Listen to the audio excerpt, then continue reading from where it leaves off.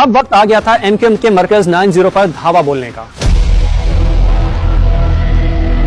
FB area کے block 8 میں ایک علاقہ ہے عزیز آباد۔ اس میں مکہ چوک کے قریب الطاف حسین کا 120 گز کا گھر تھا۔ یہی MQM کا ہیڈ کوارٹر بھی تھا۔ مکان نمبر تو 494 تھا، مگر یہاں جو ٹیلی فون لگا ہوا تھا اس کا نمبر 673690 تھا۔ تو آخری 2 نمبروں کی وجہ سے یہ 90 سے مشہور ہوا۔ بعد میں تو اسے اتنی اہمیت حاصل ہو گئی کہ پاکستان کی ہر بڑی سیاسی جماعت کا لیڈر، یعنی بینظیر بھٹو ہو، نواز شریف، آصف علی زرداری یا امریکہ اور برطانیہ کے سفیر، سب الطاف حسین یا MQM کے رہنماؤں سے ملنے یہاں آتے رہے۔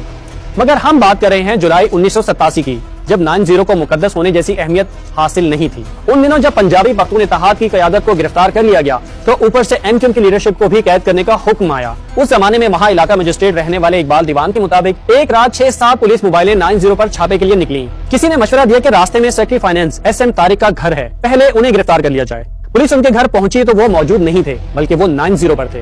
DSP نے SM طارق کے والد سے کہا کہ وہ فون کر کر انہیں بلائیں۔ والد نے 90 فون کر کے یہ کہا، گھر پر بہت مہمان آئے ہیں، تم جلدی آ جاؤ۔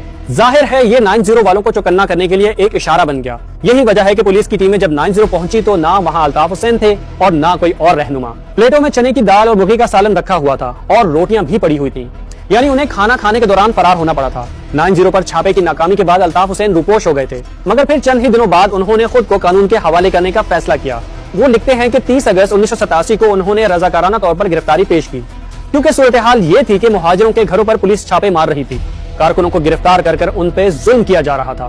جو کارکن ہاتھ نہیں آتے تھے ان کے گھر والوں اور بزرگوں کی بے عزتی کی جا رہی تھی اور انہیں گرفتار کیا جا رہا تھا۔ چنانچہ کمشنر کراچی اور DC سینٹرل کی اس یقین دہانی پر میں نے گرفتاری پیش کر دی تھی کہ مہاجروں کو جو ہراساں کیا جا رہا ہے اور ان پر جو ظلم ہو رہا ہے وہ بند کر دیا جائے گا اور ہمیں فوری طور پر جیل منتقل کر دیا جائے گا۔ میں نے مہاجر قوم کی خاطر گرفتاری پیش کی تھی، لیکن حکام نے وعدہ خلافی کی اور ہمیں جیل بھیجنے کے بجائے جیکسن تھانہ کی ماڑی لے جایا گیا اور لاک اپ میں بند کر دیا گیا۔ انہوں نے لکھا ہے کہ اس لاک اپ کی بھی وہی صورتحال تھی جو دوسرے تھانوں میں ہوتی تھی۔ انہیں نہ کوئی چارپائی دی گئی، نہ کوئی دوسری سہولت تھی۔ الطاف حسین کو وہاں لانے کے دوسرے تیسرے دن لاک اپ کے گرد نئی دیواریں قائم کی گئی، کیونکہ پولیس کو اطلاع ملی تھی کہ ان پر قاتلانہ حملہ ہو سکتا ہے۔ تیسرے روز انہیں جیل منتقل کر دیا گیا اور C کلاس دی گئی۔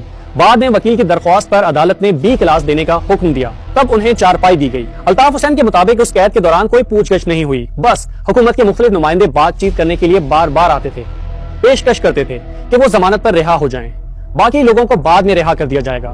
مگر الطاف حسین کے مطابق انہوں نے ایک ایک کارکن اور رہنما کی رہائی تک خود کا رہا ہونا منظور نہیں کیا۔